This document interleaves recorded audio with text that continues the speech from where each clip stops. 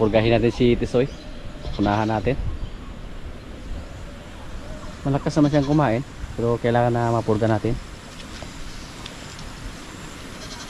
Magpatulong tayo ni pare.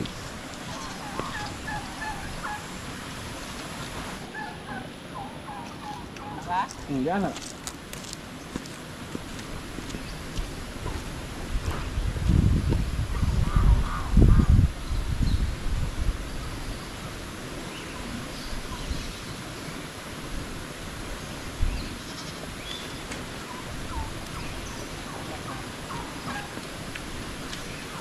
Ay, baru tunggu dek. Kawai lang. Napakabait ni Tisoy.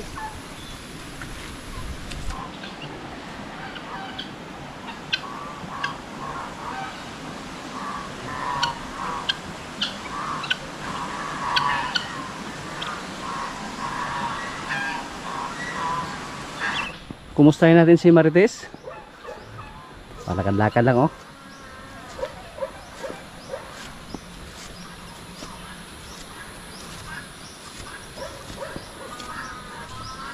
Nagpalakad-lakad lang si Marites. Tess, how are you, Tess? Wow, malaki na si Marites.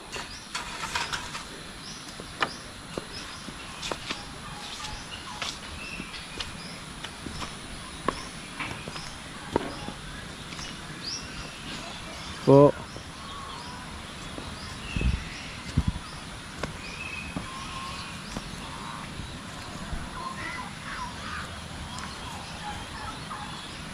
Musta, Tess? Tugnaw ka, Tess? Huwag naman nagkagas yung balibo dahil sa lamig.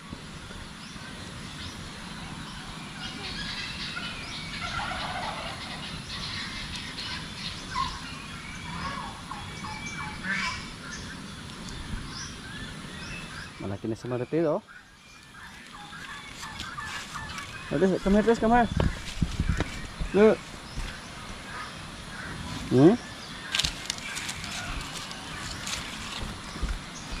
Asig kayo oh. Ang tagkan pa. Hindi natin kayang sakyan oh. Pakatangkad ni Marites mga kaprobinsya oh. Hindi na pwede oh. Apakah bilis siya lumaki.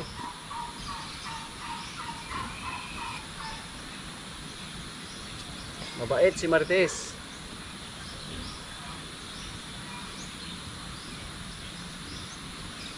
Mag-aapat na buwan pa lang siya. Pero malaki na si Marites. Marami na tayong makikita na ganyan kalaki. Dinala sa stockyard. Matangkad si Marites oh. Batang bata pa. Excited na po tayo na mga anak yung mga baka natin dito na dalawa. Yung si Basya at yung pula. Sana may mga lalaki sa kanilang anak. Oh.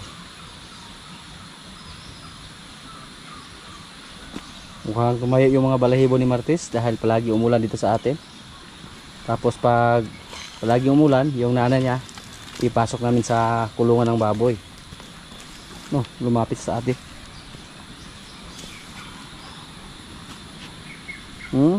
Nalala ko po si Kwan oh, Marimar. Dati po pag lumapit tayo, bilaan. Agan niya tayo. Yan.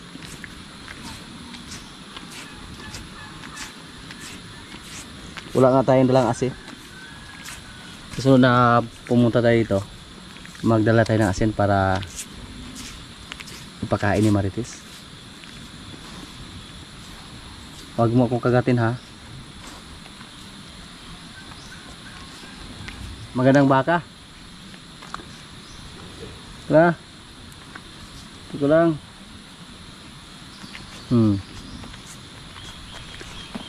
Maamo. Isa sa amin napapansin dito, basta mga anak ni Pugi, maamo. Hindi mailap, mabait.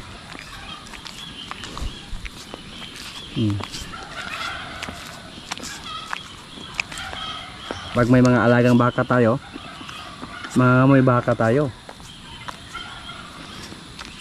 Lalo na pag yung mga baka natin ay malambing.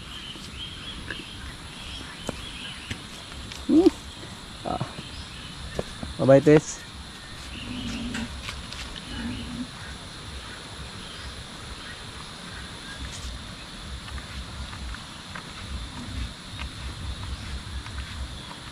At yung nanay ni Marites, namayat na ng konti dahil napakalakas dumidi ni Marites.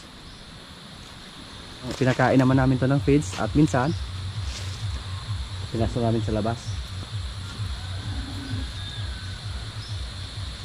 Dati po mataba siya, pero pag lumaki na yung anak niya, tapos malakas na dumidi, sumayat. Pero okay lang yan, ganon talaga, basta palaki na palaki yung anak ng ating baka, malakas na dumidi.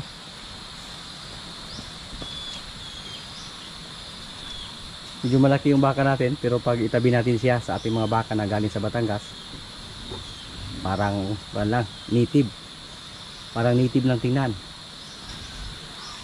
At yung barako namin, yan, dito namin nilagay, siniwalay namin para kumasa siya.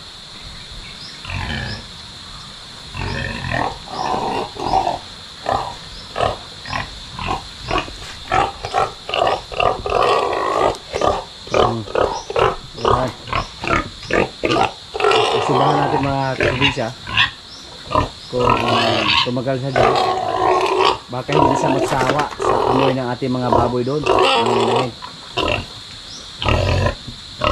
Hindi naman siya masyadong mataba, hindi naman siya masyadong payat. Marami po nagsabi na iwalay natin yung ating barako. Pati yung kumpare natin sa area 1, sinabihan ko siya na yung barako natin hindi kumasta. Sabi niya iwalay lang, parang nagsawa siya sa ating mga inahing baboy, kaya nagaganyan siya. Surbahan lang natin. Kung sakaling may magduli sa ating mga baboy dyan, tapos ayaw pa rin niyang kumasta kahit hiniwalay na natin siya o nakahiwalay na, so wala na tayong ibang choice, ipakako natin siya tapos ibenta. Nabahala po ako sa ating area dito mga kaprobinsya, kasi noong una, sa mga nakaraang buwan, mga isang linggo yung patuloy na pag-ulan. At pag naalala nyo po sa mga nakapanood sa una nating mga video, yung area doon gumuho, may niyog na natumba, may kahoy na jimilina, tapos may malaking biyak dyan, hanggang dyan yung biyak at saka doon. So kinabahan tayo, baka pag magkaroon ng tuloy-tuloy na pag-ulan, baka gumuho lahat yung area dito, yung lupa na to. At ngayon naman, kasi sa mga nakaraang linggo, habang andun tayo sa area 1, halos isang linggo din yung patuloy na pag-ulan. At may napapansin po ako dito mga kaprobinsya, kahit napakalayo na po sa sapa, tapos may mga tanim pa na niyog, may biyak dito. Hindi naman masyado malaki, pero delikado. Yan po, yan, liki. So malaki ang posibilidad mga kaprobinsya na pag may ulan na kahit mga 2 linggo lang, baka gumuho yung area natin dito, tapos masira yung ating kulungan ng kambing. Ang pinagtaka ko lang dito, hindi naman siya masyadong matarik, parang clean lang naman siya. Pero ito po, yan, malaki yung biyak. Nabahala po ako sa ating mga alaga dito na kambing, pero kung sakaling mangyari yan, siguro nasa mga 1 buwan na yung tuloy-tuloy na pag-ulan. At pag tingnan nyo po, may mga tanim naman tayo na niyog. Yung mga ugat ng niyog, napakatibay yan. makatulong yan para hindi gumuho yung lupa. Tapos yung area natin dito hindi masyadong matarik at malayo naman tayo sa sapa. Kung sakaling may biyak dito, mukhang hindi na magkaroon ng landslide dito kasi hindi naman siya masyadong matarik. Ang problema lang, ang delikado po kung matarik yung area natin tapos may mga biyak na, yan ang napaka delikado. Papansin ko po dito, hanggang dito yung biyak oh.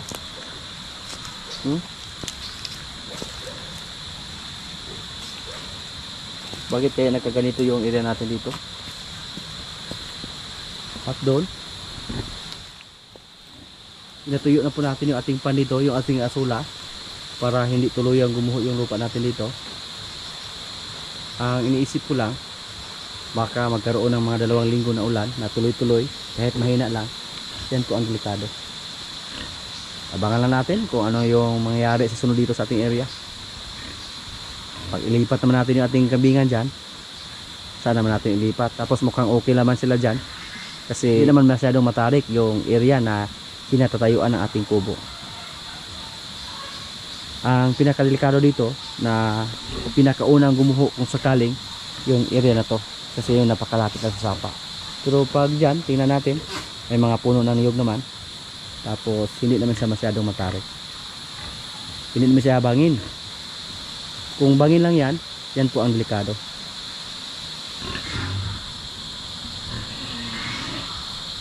Pero sa tingin ko po, mukhang hindi naman ito masyadong delikado kasi walang bukal doon at hindi tubigan yung area na to. Ang delikado yung andon sa may asulapan natin dati. Dumidi naman si Marites oh.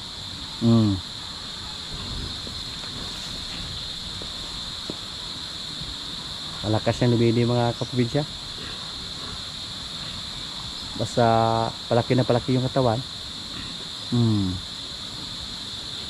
Parami na parami din yung gatas na kailangan niya. At yung kambing natin dito na nakasakit, hanggang ngayon hindi pa siya gumaling. Yung ihi niya paunti-unti lang, yan o, tulo-tulo lang yung ihi niya. At hindi naman siya namayat ng husto. Malakas lang naman siyang kumain. Sayang naman pagkatayin natin siya, at sayang naman pag ibinta natin. Pag tinan nyo po yung mga paa niya, mga malalaki, kawawa yung kambing natin. Habang kumakain pa siya dito, obserbahan natin. Basta kumain lang siya, tapos may ihi pa na lumabas. Malalaman natin na napakalala na pag hindi na kumain yung kambing. Pag ayaw na niyang kumain, so pwede naman natin siyang katayin. Sana po makasurvive lang yung kambing natin sa naramdaman niya ngayon. Obserbahan lang natin. Kung hindi na siya kumain, so wala na tayong choice, ikal na natin. Pero pag kumain pa siya tapos makaihi lang kahit paunti-unti, bigyan muna natin ng chance, baka makarecover lang. Yung mga kambing natin dito oh, mukhang may naglandi na naman. Yun, yung kulay itim. So yung buwer natin na brown head yung pagkasahin natin. Naglandi siya. Nakasana yan dati. Subukan natin na palabasin to. Kung sakali naglandi yung kambing na yan, makasahan siya.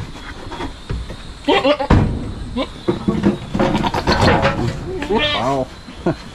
Ang laki na po sa ating kambing.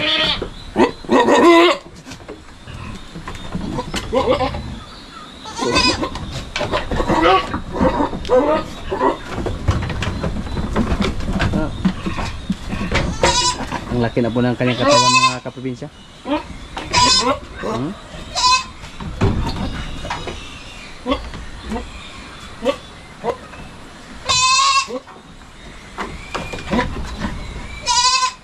Hindi mo yan kaya. Sos.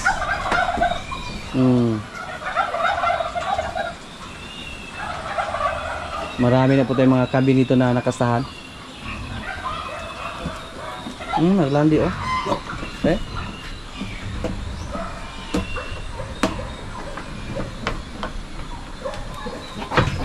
Pero sabi po nila, nakasana yan ni George. Kung sakaling naglandi siya ulit, baka hindi siya nabuntis.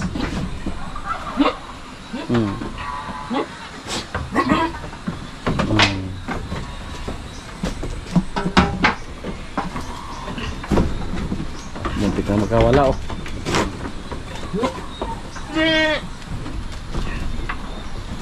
Ka. Pag first time mo pa na makakita ng kambing na ganyan kalaki, sigurado ko po na maamis po kayo. Kasi kami nga dito, parang maamis kami sa kanya. Kasi ngayon pa lang tayo nagkaroon ng kambing na ganyan kalaki. Dati po si Toro, patangkad pero manipis yung katawan. Mga ilang kilo kaya to yung kambing natin. Si George kalmado lang, parang ano, naghihintay lang siya na palabas eh. Pinalabas natin to kasi may mga kambing pa tayo dito na hindi pa nakastahan, so pinaamoy-amoy natin sa kanya yung mga kambing natin na hindi pa nasampahan. Ito hindi pa to nasampahan.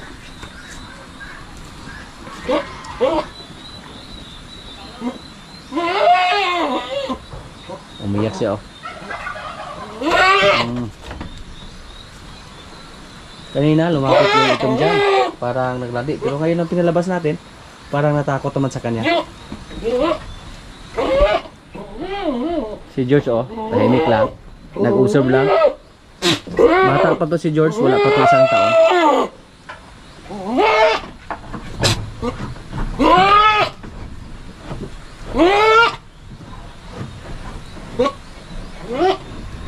Yung kambing na to mga kaprobinsya, nabili po natin yan sa halaga na 20,000.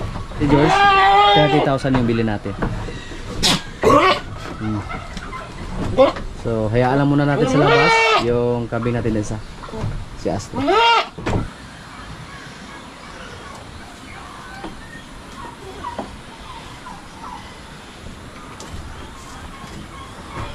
Pag mga anak na yung mga dumalaga natin dito, parami yung mga alaga ating kambing.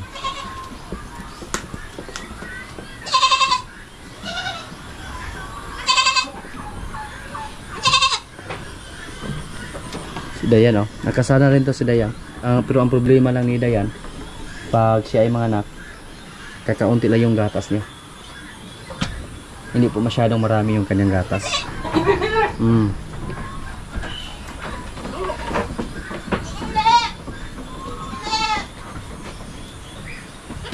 Lagpas isang linggo po na hindi natin nakita yung ating mga kambing dito. Lahat sa ating mga laga, lagpas isang linggo na hindi natin nakita.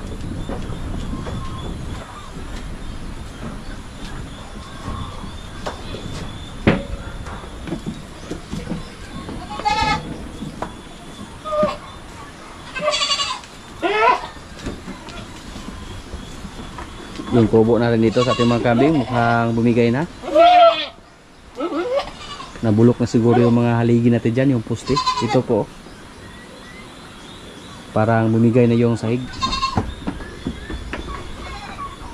Nasa mga 2 taon na siguro to, yung kubo na to. Kaya pag may mabulok na mga poste, normal lang yan. Kasi kahoy lang yung mga materialis na ginamit natin. May mga kambing na tayo dito na malapit ng mga anak.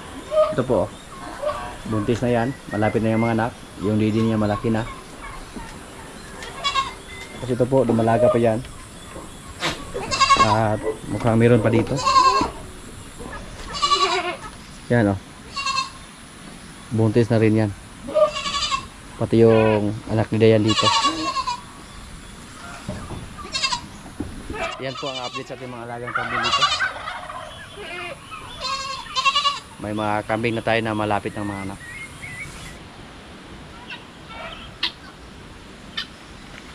Ito po yung mga baka natin na malapit ng mga anak oh. Siguro katapusan ng December, maanak na po yung mga baka natin dito. Ito si Basya, matapang to. Siya po yung nanay ni Marimar at nanay ni Pacpons. Native lang.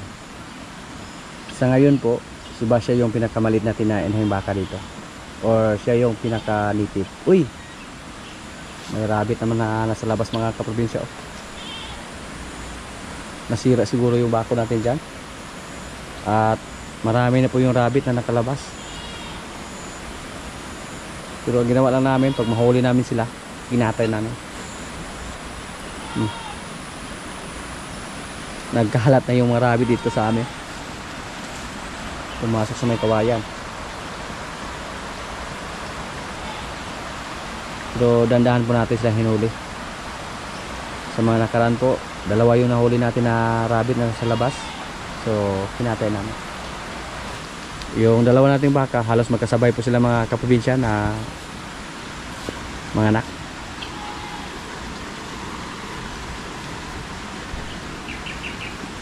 Nagpahimas lang siya. Oh, daladiad po. May mga gatas na yung mga didi nila.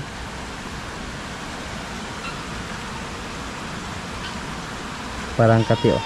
Pero mawala lang to basta sprayan ng pan pang matanggal sa kati. Kagid-kagid daw nila ni ba.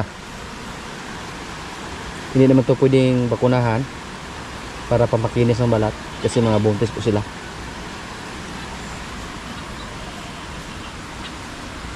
Tiyaga lang tayo ng mga alaga ng mga baka na mga upgraded lang, lalo na si Basya na native lang. Kasi si Basya naman, magaling naman siya mag-alaga ng anak. Kaya kung sakaling mga anak yung mga baka natin dito or may mga anak na, siguro yan na po ang panahon na ibinta na natin si Pakbones. Si Pakbones, mabagal siyang lumaki. Pero pira na yan pag ibinta natin si Pakbones mga kaprobinsya.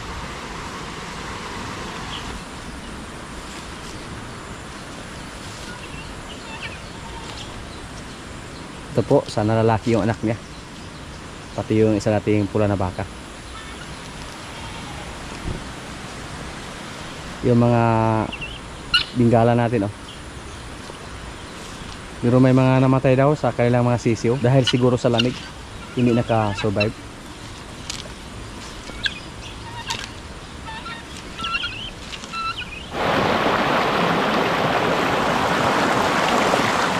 Jin po, nabuhayan kami ng loob kasi parang buntis siya yung didi niya na ganun oh.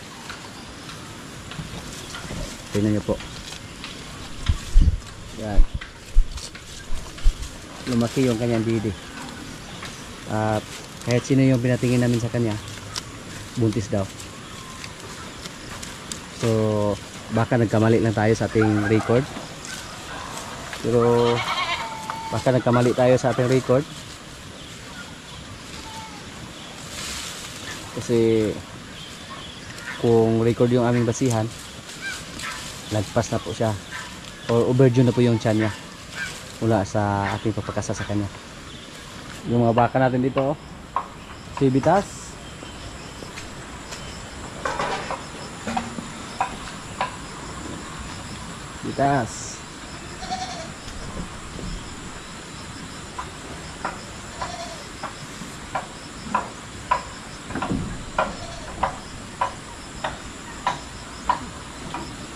mga magandang klaseng baka.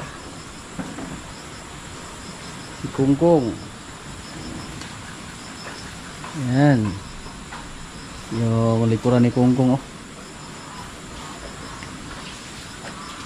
Yung pasong niya tago kayo, mas maliit pa yung pasong ni Bitas compare sa pasong ni Kungkong.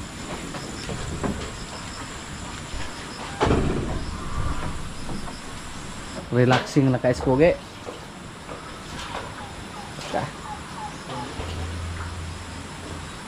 Baka yun. Oh, ka. Okay. Parang galit sa akin oh. Pogi, dahil ayaw niya kumasta, patabain na natin siya. Tapos pag kulangin yung kapital natin para pambili ng feeds para sa ating mga biik, ibinta natin si Pogi. Papalapit na po ng Disyembre, yun po ang panahon na maganda yung presyo sa baka. Ang laki ni Pogi. Pero ayaw na niyang kumasta. At si Limer naman, hindi napatalo mga kaprobinsya. Oh. Wapo kayo. Narinig niya tayo nang sinabi ko po na gwapo siya.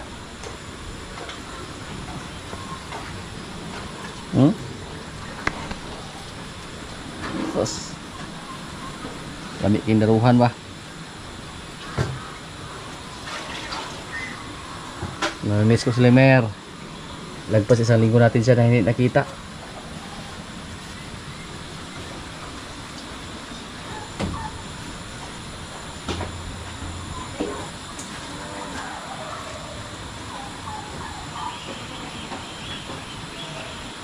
Nanuntok oh. Manuwag sana pero ayaw na tayo pupuin dito. Ayan agad. Matapang to. Ayaw niyang umupo tayo dito. Dito tayo kay Kungkong. Kong? Ganon din. Ano agad?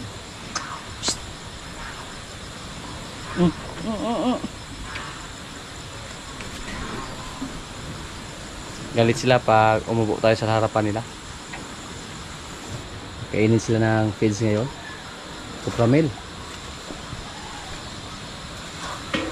Pogi oh. Pogi.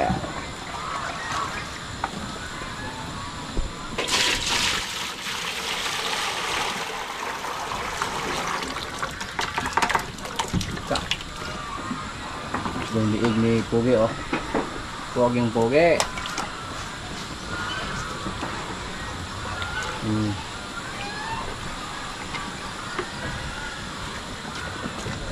Ubusin mo yan ha.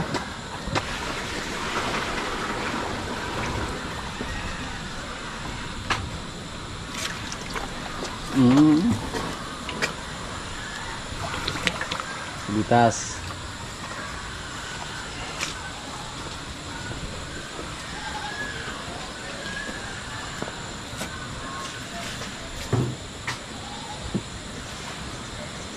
Sunod na araw, subukan natin na palabasin yung ating mga baka na lalaki dito para makita natin ang gusto kung gano'n na sila kalaki.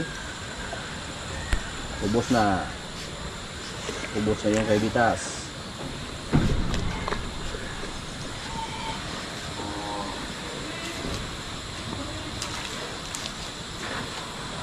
Si Limer nasa balde lang. Mabait si Limer mga kaprobinsya. Hindi niya suwagin yung balde. Pero yung ibang baka dito, pag sa balde na ilagay, mayabo lang yung pagkain. Pero si Limer at si Bitang, yan o, malakas lang uminom ng tubig na may halong kupramid.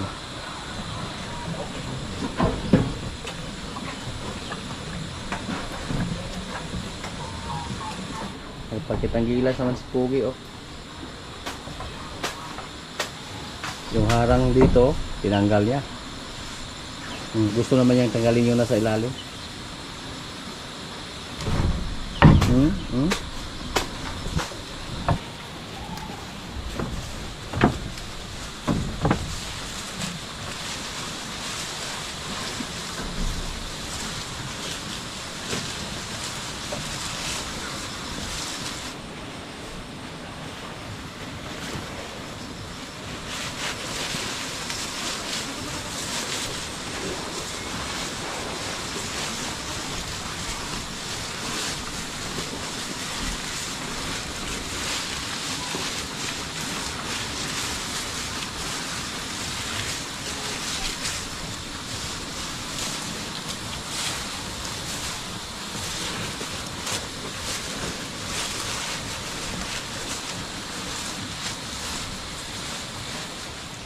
Mangawil kami ng tilapia para pang ulam. Siguro, oy. Ihoy man, kasing naano din yung mga tilapia ni Bo. Nada diha. Ari ra, sulay ari. Jutay ra na diha. Dibuy na sige ta ko ani mo. Kita ano lang jo, kita ano man kamo. Ato Bo dahan ato Bo. Gamay oh. Paon na mayor tayo. Makasalot ba na daw? Ako ni Pigwin. Na. Salot ka na. Dudodong yun oh. Lagi magwanta na yahan. Kagi good boy ro no. Pagbait mo ko dai. Aga, pangbaes. Okay. Iulit na daw gamay kaya daw. Balik na. Balik na oh. Kana pwede na. Kana kaludong gamay kaya na. Balik na. Oh. Kaya. Pila man ito una dai. Solo yan ko. Si Awa juga. Tulor ko na maghito dia. Pika siya. Kato una pila man dia ay. Tulor ring hapon. Uy, dako mo kayo ni. Pantay kay masangit mo ni kunto. Na. Tulaw. Dako dong sa. Ko. Kaya ra. Kali po na ko. Butang. Sima kabu-ibo. Di.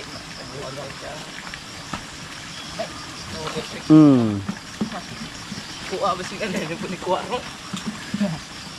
Balik ako. Kuha. Ah. Gibutang ra ka dodong oh. Katawaan mo dodong ko pa juga ayo. Di bunason ni bataro. Bisig asa ibutang. Pagkadali lang oh. Ay okay na do, last laban na. Ay ko na ba? Para bais lang na do. Para ba ay ya. Ya, tutok yun. Mga kaprobinsya, kainan na po. Ito yung ulam namin, oh. Paksiw na tilapia. At may kanin. Lord, maraming salamat sa pagkain. So, kainan na. Ti na to.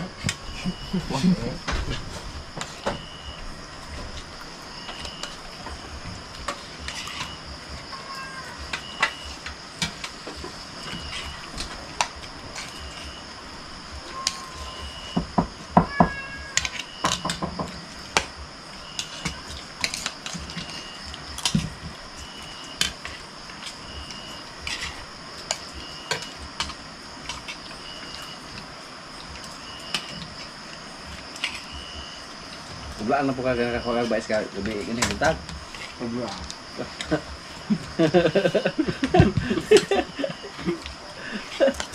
Sige mo lang mo. Asa na dito pa din maging bultang mo? Yang yun, suka agya po. Yung babaw dito sa kong. Gusto ko dito ako butang ko ah. Kaya ako naray ko pala bang kahoy. Giham din tama ako kayo. Murag batang. Apang siguro na tapuan yun. Sini guro ya. Siguro nabalik yung ulo lang. Balik ito ko to katong iyo ni. Ni dudo lang. Talo-talo ning kuan. Ito yan Talo. po. Ay, po aja po. Ya, ini sugih dudo ko abot nga. Ang tulaw ko na nabali. Inya may gani ko no kay kalutaw-lutaw ra ang bae suwat ni lakaw. Ang diyan ba eh. Nara po ko na diha. Pagod sa bangang. Bugo ko itong baisa, lakaw. Pahong-pahong to.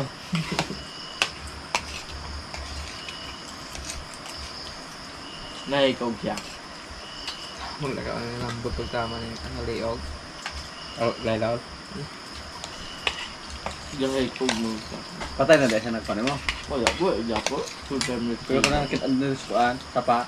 patay. Kaya ni butod. Wala. Bag pa. Bago. Puti. Wala me. Pero nakapangimbitan ya ko. Ito na ibitan niya. Ijay man bitat. Sabi ko ba nyakaw. Tatay na to. Hapit ito sa diriyo. Mapit mo ko. Siguro hapit mo.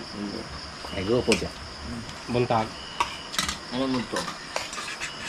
Ah, Budto mo siya na ang buntod.